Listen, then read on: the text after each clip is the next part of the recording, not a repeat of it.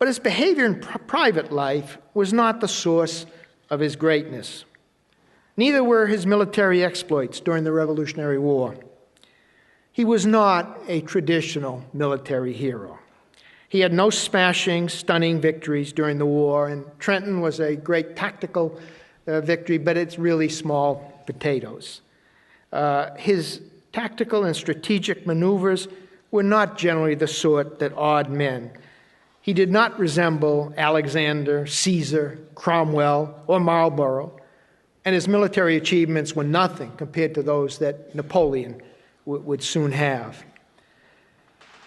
It was his behavior beyond the blood and dust of the battlefield that really established his reputation as a great man.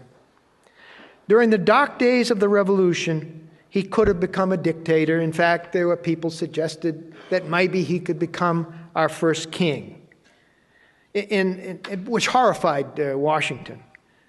In March 1783 at Newburgh, New York, as I'm sure many of you are familiar with this incident, he single-handedly put down a military threat by the officers of the Continental Army, a threat where they wanted to march on the Congress and get what they wanted, their salaries and respect that they had felt they had earned. It was a meeting maybe in a stage like this. I think there must have been about 50 officers, and maybe you know this better than I. Really, he was a master of timing, and at the appropriate moment, while they're discussing what they might do, he walks onto the stage, and many of them, I think, were surprised, and he gives this impassioned speech, a kind of band of brothers speech. I was with you. I was there. Not like General Howe, who went off to a hotel with his prostitute and his mistress and soft sheets. He was out there on the battlefield at Valley Forge.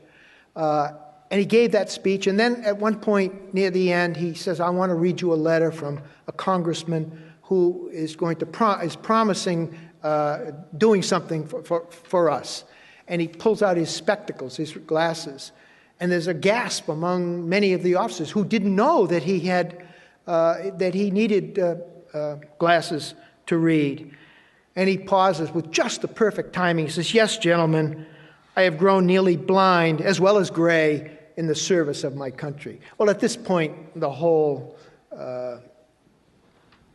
group collapses in tears, and the attempted coup, and it is the closest, I think, we've ever come to a military coup d'etat in our history.